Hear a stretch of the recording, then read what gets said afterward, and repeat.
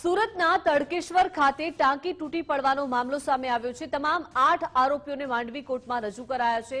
તપાસ અધિકારીએ 18 મુદ્દાનો રિપોર્ટ રજૂ કર્યો છે।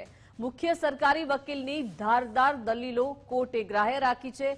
કોર્ટે તમામ આરોપીઓના 5 દિવસના રિમાન્ડ મંજૂર કર્યા છે। પોલીસે અધિકારીઓ, કોન્ટ્રાક્ટરો સહિત 8 લોકોની ધરપકડ કરી છે।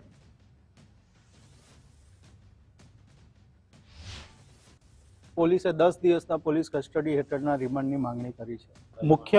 મુખ્ય મુદ્દા કે હલકી ક્વોલિટીનું મટીરિયલ જે વાપરું છે તો એ મટીરિયલ ક્યાંથી મેળવવું, કેવી રીતે એને પૈસા ચૂકવા, એ ઉપરાંત બિનહિસાબી જે પૈસા હશે તેની તપાસ કરવાની છે।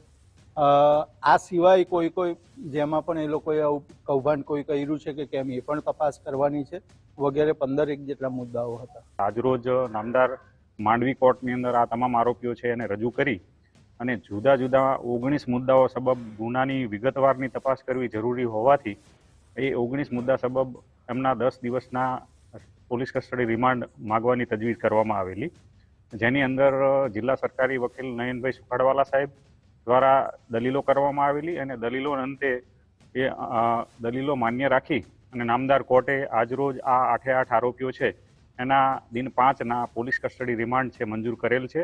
હાલ આ તમામ આરોપીઓ છે પોલીસ કસ્ટડીમાં છે અને વિગતવારની તપાસ હાલ ચાલુ છે।